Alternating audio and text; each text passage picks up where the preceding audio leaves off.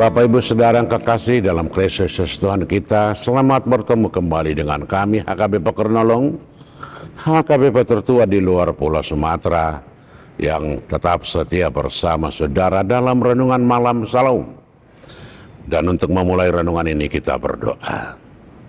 Allah Bapa di dalam Yesus Kristus Tuhan kami, Allah yang tidak pernah berhenti mengasihi kami, Allah yang selalu memberikan kami sukacita, damai sejahtera.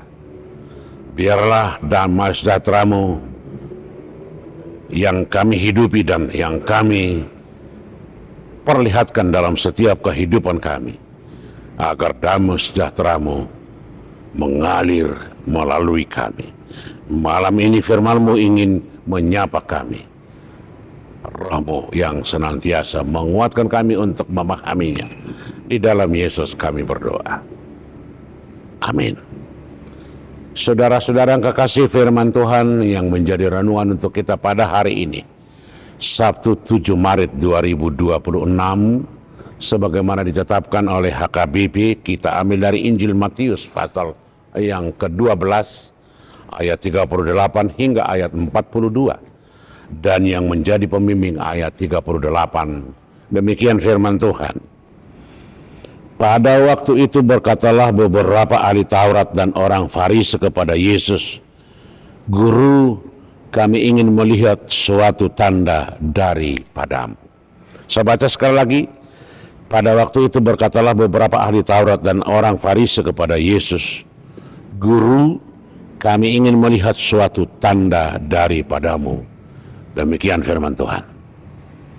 Saudara-saudara, renungan ini merupakan konfrontasi yang tajam antara iman yang menuntut bukti dan iman yang lahir dari pertobatan serta kepekaan rohani.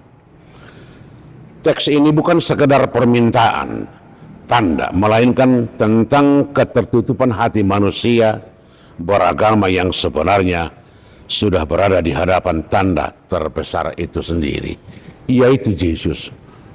Dialah tanda yang diberikan oleh Tuhan. Orang-orang Farisi dan ahli Taurat datang kepada Yesus dengan permintaan yang tampak saleh. Mereka meminta suatu tanda dari surga.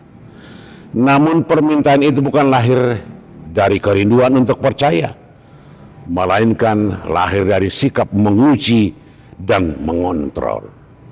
Mereka sudah menyaksikan penyembuhan, pengusiran setan, dan kuasa Allah yang nyata. Tetapi semua itu belum cukup karena hati mereka tidak terbuka. Di sini tampak ironi besar. Semakin religius seseorang, semakin mungkin ia menolak Allah jika namanya dibangun di atas tuntutan, bukan kepercayaan. Yesus menanggapi permintaan ini dengan kata-kata keras. Angkatan yang jahat dan tidak setia menuntut suatu tanda. Istilah tidak setia menunjuk kepada ketidaksetiaan perjanjian. Umat yang memiliki Taurat dan tradisi, tetapi kehilangan kepekaan akan karya Allah yang sedang berlangsung di tengah mereka. Mereka menginginkan tanda spektakuler dari langit, padahal tanda Allah sudah hadir dalam pribadi Yesus sendiri. Yesus selalu menyebut satu-satunya tanda yang akan diberikan kepada mereka, yaitu tanda Nabi Yunus. Ia menunjuk pada pengalaman Yunus yang tinggal 3 hari 3 malam di dalam perut ikan besar. Dengan ini Yesus menubuatkan kematian, penguburan, dan kebangkitannya sendiri. Tanda Allah yang sejati bukanlah pertunjukan kuasa instan, melainkan jalan salib dan kebangkitan.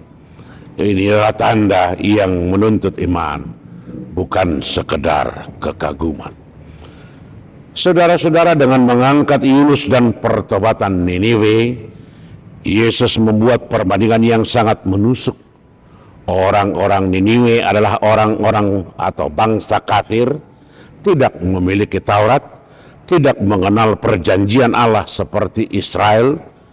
Namun ketika mendengar pewartaan Yunus ketika mendengar ajakan atau peringatan Allah akan terjadi di tempat mereka, mereka bertobat. Sebaliknya generasi yang mendengar Yesus yang jauh lebih besar dari Yunus justru menolak bertobat. Ini menunjukkan bahwa masalah utama bukan kekurangan tanda, melainkan ketiadaan pertobatan. Yesus kemudian menyebut Ratu Seba yang datang dari ujung bumi untuk mendengar hikmat dari Salomo. Ratu Seba seorang asing rela menempuh perjalanan jauh demi mencari hikmat. Sementara itu orang-orang yang hidup sejaman dengan Yesus yang adalah hikmat Allah yang hidup tidak mau mendengar dan menerima Yesus.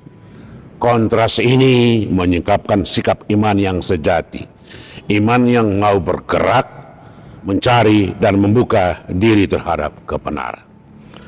Pernyataan Yesus bahwa orang-orang Niniwe dan Ratu Seba akan bangkit untuk pada hari penghakiman dan menghukum generasi ini bukan berarti mereka menjadi hakim secara literal, melainkan bahwa respon iman mereka menjadi cermin yang menghakimi ketidakpercayaan umat Allah sendiri. Mereka yang di luar justru menunjukkan kepekaan rohani yang tidak ditemukan pada mereka yang di dalam. Orang-orang Niniwe, Ratu Seba justru menunjukkan kepekaan rohani, tetapi orang-orang Yahudi justru jauh dari kepekaan rohani. Saudara-saudara, perikop ini menegaskan bahwa pada pusat iman Kristen bukanlah tanda-tanda ajaib yang terus-menerus diminta, melainkan Kristus yang disalibkan dan dibangkitkan. Menolak tanda ini berarti menolak inti Injil itu sendiri.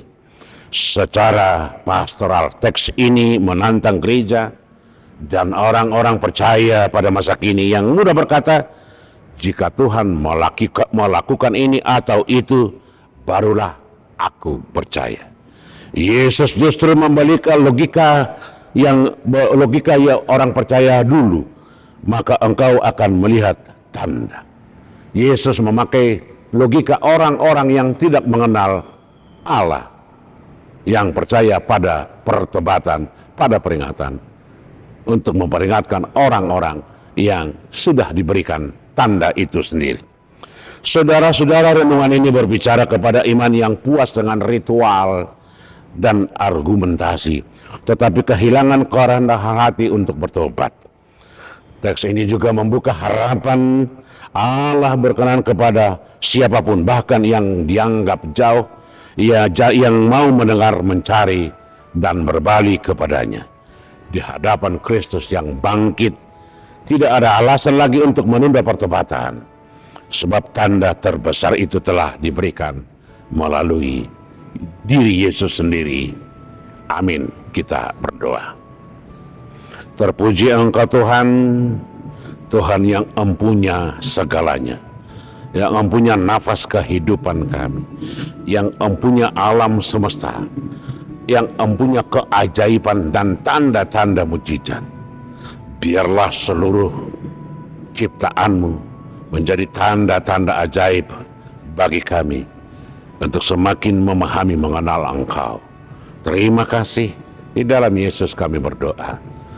Amin. Anugerah Tuhan kita Yesus Kristus, kasih setia Allah Bapa dan persekutuan dengan Roh Kudus menyertai saudara-saudara sekalian.